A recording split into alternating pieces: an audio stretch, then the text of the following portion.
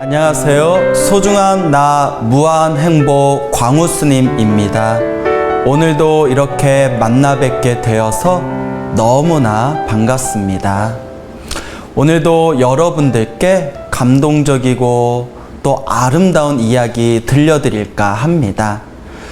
저희 절집에서는 머리를 깎고 출가를 할 때 한 분의 스님을 스승으로 지정해서 삭발 출가를 하게 됩니다. 그래서 한 분의 지정된 스승님을 은사 스님이라고 부르게 됩니다. 그래서 은사 스님을 속가에서는 아버지라고 부르듯이 출가의 아버지가 되시는 분이 바로 은사 스님이 되는 거죠. 은사 스님의 은사 스님, 그러니까 할아버지 스님이라고 하죠. 은사 스님의 은사 스님을 노스님이라고 부르게 됩니다. 저의 노스님은 계룡시의 원호사라는 절에서 거처하고 계십니다. 제가 얼마 전에 노스님이 거처하고 계시는 원호사에 갔다 왔는데 그때 굉장히 감동적인 이야기를 듣게 되었습니다. 그래서 오늘 여러분들께 들려드릴까 합니다. 어느 보살님이 계셨습니다. 이 보살님은 남편이 있었는데요. 남편분이 포크레인 기사였다고 합니다. 근데 성격이 굉장히 내성적이고 굉장히 낯을 가리고 굉장히 소심한 성격이라고 합니다. 그래서 사람들하고도 말을 잘 섞지 않고 굉장히 내향적이고 소심한 성격인데 희한하게도 술만 마시면 그렇게 성격이 변해버린다고 합니다. 평소에는 말도 없고 조용한 사람인데 술만 마셨다 하면 그렇게 집안 살림을 부시고 그렇게 부인을 때리는 겁니다. 여자 때리면 돼요, 안 돼요? 안 되지 않습니까? 하물며 평생 같이 산 자기 부인을 어딜 때릴 때가 있습니까? 근데 평상시에는 그러지 않는데 술만 마셨다면 그렇게 손찌검을 하는 폭력 남편으로 변해버리고 만다고 합니다. 그래서 이 보살님이 남편한테 맞다가 어디 다른 집에 숨어 있으면 온 동네 집을 헤집고 다니면서 부인을 찾으러 다닐 정도로 남의 집에서 우리 마누라 내놓으라고 행패를 부릴 정도로 그런 폭력적인 남편을 가지고 있는 보살님이 계셨습니다. 이 거사님이 포크레인 기사지만 평소에 일을 나가지도 않고 그리고 항상 술 마시고 나태한 생활을 하다 보니까 집안의 살림을 꾸리기가 너무나 힘든 겁니다. 그래서 부인되는 이 보살님이 밖에 나가서 힘든 일을 하면서 한 달에 한 120만 원 정도를 벌어온답니다. 힘든 일을 하면서 한 달에 120만 원 정도 벌어오면 그 120만 원 갖고 살림을 살고 식구들끼리 먹고 살면서 지내는 게 전 재산이었던 것이죠. 그렇게 몇 년 전이었습니다. 하루는 사찰에서 부처님 모시는 법당을 짓고자 불사를 시작하게 되었습니다. 그래서 권선을 하고 모연을 해서 법당 불사 보시금을 받게 되었는데 이 매맞던 보살님이 어느 날 사찰에 찾아오셨습니다.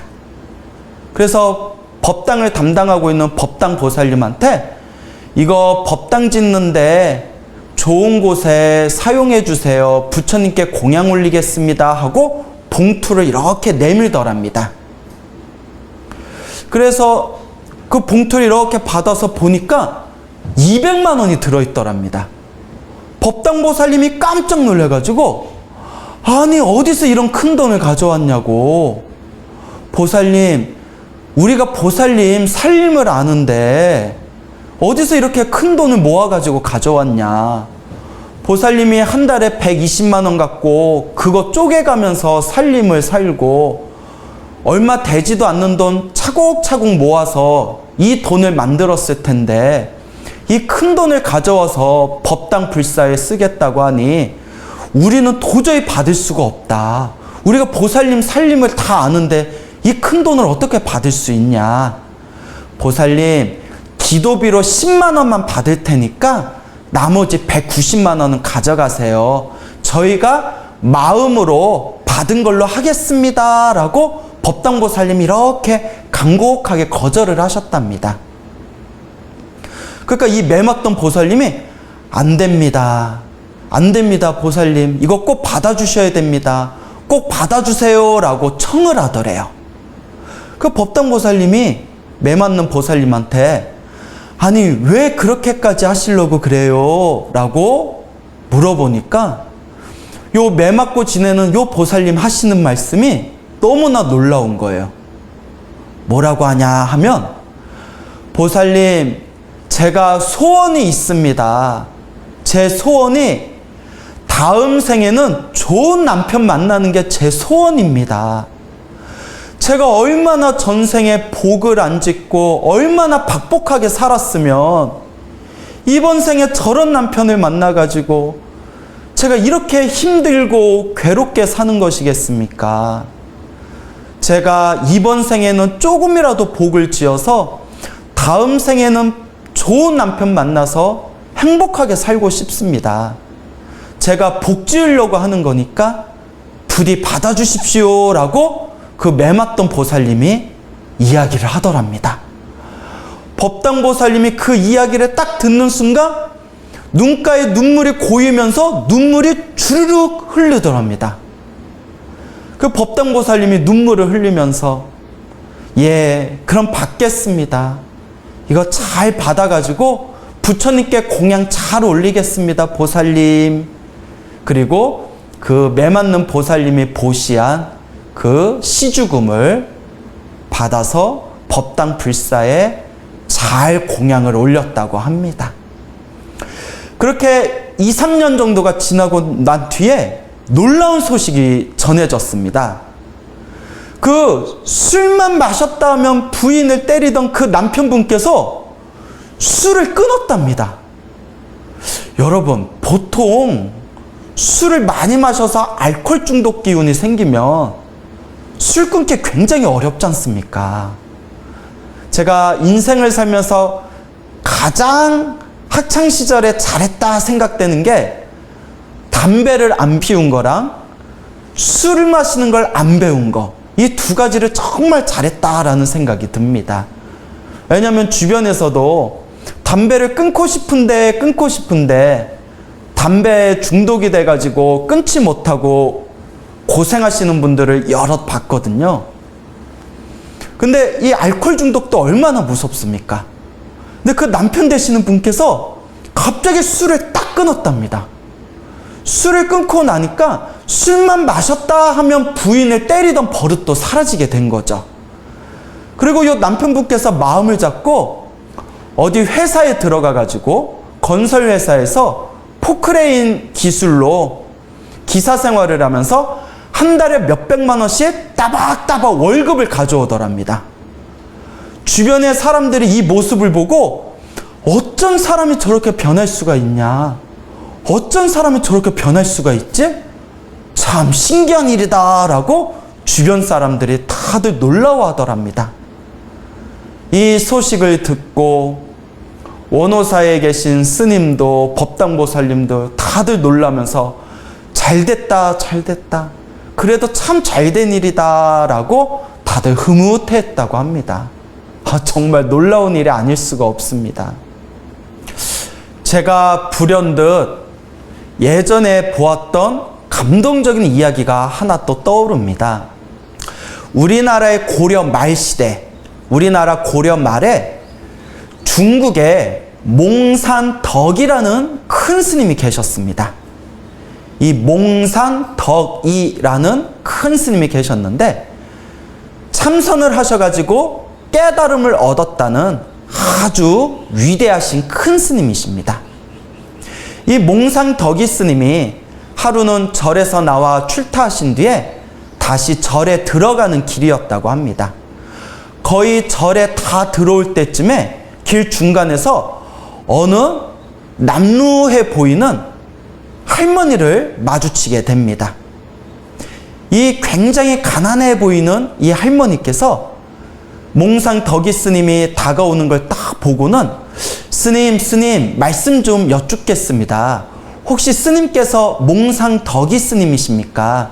스님이 혹시 덕이 스님 맞으십니까? 라고 질문을 하더랍니다. 그래서 몽상 덕이 스님께서 예, 제가 맞습니다. 왜 그러시죠, 할머니? 라고 하니까 할머니가 묵직해 보이는 보따리를 스님에게 이렇게 주더랍니다. 스님, 이것 좀 받으세요. 그래서 몽상 덕이 스님이 이게 뭡니까? 하고 묵직한 보따리를 이렇게 받아서 보따리를 이렇게 살펴보니까 굉장히 큰 돈이더랍니다. 스님이 깜짝 놀래가지고 아니 이렇게 큰 돈을 왜 갑자기 저한테 주십니까? 라고 하니까 이 할머니께서 스님, 제가 스님께 복 짓고 싶어서 보시하는 겁니다. 라고 말씀을 하더랍니다. 그 몽상 덕이 스님이 아니 할머니 왜 갑자기 이걸 저한테 주시는 건데요? 무슨 사정이 있습니까? 라고 질문을 하니까 이 할머니가 하시는 말씀이 제가 어려서 아주 가난한 집안에 태어나서 평생을 고생을 하면서 살아왔습니다. 하는 일마다 되는 일이 없어서 나중에는 부잣집을 돌아다니면서 구걸을 하면서 살았습니다. 근데 구걸을 할 때마다 수많은 사람들한테 무시당하고 치욕을 당하고 손가락질을 당하면서 너무나 제가 창피하고 부끄러웠습니다. 제가 너무나 마음에 한이 맺혀서 내가 이렇게 창피하게 이렇게 모욕을 당하고 이렇게 수치스럽게 사느니 그냥 내가 확 죽어버린 게 낫겠구나. 그냥 내가 자살하는 게 낫겠구나 라는 생각까지 들었습니다. 그러다가 어느 날 어느 스님을 만나 뵙게 되었습니다. 그 스님께 하소연을 했더니 스님이 하시는 말씀이 보살님, 이번 생의 행복도 불행도 다 자기가 지은 업입니다. 보살님이 이번 생에 이렇게 힘들고 괴롭고 사람들한테 무시당하면서 사는 것은 전생에 복을 짓지 않고 박복하게 살았기 때문입니다. 이것도 보살님의 업보고 이것도 보살님의 빚인 것입니다. 자살한다고 끝날 게 아닙니다. 이 빚을 잘 닦아야 되지 않겠습니까? 보살님, 마음을 잘 다스리셔서 부디 남은 생애 동안 복을 많이 지으시기 바랍니다. 라는 어느 스님의 법문을 듣게 되었습니다. 그때 마음에 와닿은 게 있어서 제가 10년 동안 먹고 싶은 거 먹지 않고 입고 싶은 거 입지 않으면서 차곡차곡 돈을 마련해서 제가 이렇게 은전을 준비했습니다. 이걸 스님께 제가 보시를 올리니 스님 부디 제가 복을 지을 수 있도록 이 은전을 받아주십시오 라고 간곡하게 청을 하는 겁니다. 스님이 깜짝 놀래가지고 할머니 보살님은 소원이 무엇입니까? 라고 물어보니까 요 할머니가 하시는 말씀이 스님, 저의 소원이 있다면 제가 죽으면 아미타 부처님이 계시는 극락세계에 태어나는 것이 저의 소원입니다. 아미타 부처님이 계시는 극락세계에 태어나서 아미타 부처님을 친견하고 아미타 부처님께 미래 세상에 성불하게 될 것이다 라고 수기를 받는 것입니다. 미래 세상에 성불하게 될 것이다 라고 수기를 받으면 다시 이 중생들이 살고 있는 사바세계에 내려와서 널리 중생을 제도하는 게 제 소원입니다 라고 말씀을 하는 겁니다. 스님도 감동하고 하늘도 감동하고 땅도 감동을 하고 그때 할머니가 합장을 하면서 호련히 등을 돌려 가던 길로 떠나더랍니다. 이 몽상 덕이 스님이 절에 오자마자 법당을 지탱하는 대들보를 사가지고 그 대들보에다가 그 할머니의 공덕을 짧게 기록을 해놓습니다. 그리고 수많은 스님들과 불자들을 모아서 그와 같은 할머니의 이야기를 널리 밝히면서 몽상 덕이 스님께서 스님들과 불자들에게 이렇게 말씀하셨다고 합니다. 스님들이여, 신도들의 이렇게 소중하고 무거운 시주의 은혜로 이렇게 편하게 수행하고 있는데 어찌 우리가 방일하고 나태하고 헛되게 시간을 보낼 수 있겠단 말인가. 이렇게 소중한 시주의 은혜로 우리가 먹고 살면서 편하게 수행을 하는데 어떻게 우리가 게으르게 살 수 있단 말인가. 마땅히 시주의 은혜를 고맙게 여기고 우리가 반드시 깨달음을 얻도록 노력하고 수행 정진해야 되지 않겠는가.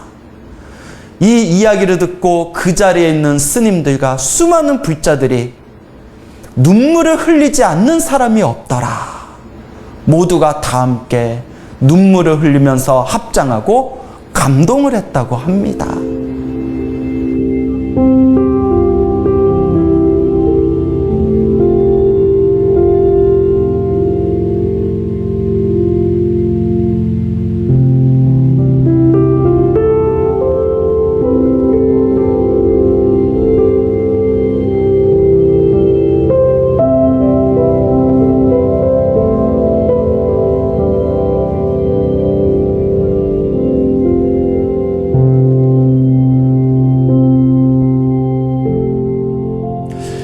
여러분, 제 이야기를 듣고 절대 오해하시면 안 됩니다. 여러분들이 행복하게 살고 싶으면 절에다가 돈을 갖다 내라, 절에다가 돈을 보시해라, 절대 그런 이야기가 아닙니다. 제가 정말 여러분들한테 전하고 싶은 메시지는 바로 인과법입니다. 우리가 이렇게 살아가면서 행복과 불행이라는 것이 다 내가 지은 업이었다면 우리가 앞으로도 행복하게 살아가고 내가 앞으로 받게 될 불행을 조금이라도 녹이고자 한다면 우리에게 남긴 숙제는 바로 복 짓고 선업 짓고 공덕을 쌓으면서 수행정진하는 겁니다. 만약 제 이야기를 듣고 절에다 돈 많이 갖다 주면 행복하고 편안하게 사는구나, 뭐 그런 뜻인가 보다 라고 오해하신다면 그것은 절대 저의 오늘의 이야기를 아주 잘못 받아들이고 있는 겁니다. 제가 여러분들한테 드리고 싶은 얘기는 돈을 많이 갖다 내라, 돈 많이 갖다 내면 그만큼 잘 먹고 잘 살 것이다 라는 아주 낮은 차원의 이야기가 아니라 이와 같이 내게 주어진 내 업의 운명을 있는 그대로 꿰뚫어보고 바라보고 이해하면서 더 나은 삶의 행복을 위해서 복을 짓고 선업을 짓고 공덕을 쌓자는 이야기입니다.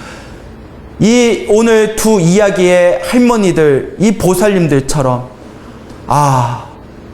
내 삶이 이렇게 힘들고 괴로운 것은 다 나의 책임이구나. 그러니 내가 복을 짓고 선업을 짓고 공덕을 쌓아야 되겠구나. 이러한 마음을 일으킬 수 있다는 것. 이게 바로 성근의 아니겠습니까? 우리 주변에는 자칭 똑똑하다는 수많은 사람들이 있습니다. 스스로 똑똑하다고 여기지만 부처님의 이러한 인과법과 인연법에 대한 이야기를 들으면 다들 코웃음을 치기 바쁩니다. 저는 이것을 헛똑똑이라고 부르고 싶습니다. 부처님께서는 분명히 말씀하십니다. 이 거대한 세상의 행복과 불행은 본인의 몫이다 라고. 그리고 부처님께서는 수많은 경전에서 끊임없이 말씀하셨습니다. 우리가 행복하게 살고 싶다면 행복해질 수 있는 원인을 지어야 된다고. 그 행복해질 수 있는 원인이 바로 복을 짓고 선업을 짓고 공덕을 쌓는 것입니다. 그래서 항상 소나무 불자분들에게 제가 항상 강조하지 않습니까? 세 가지.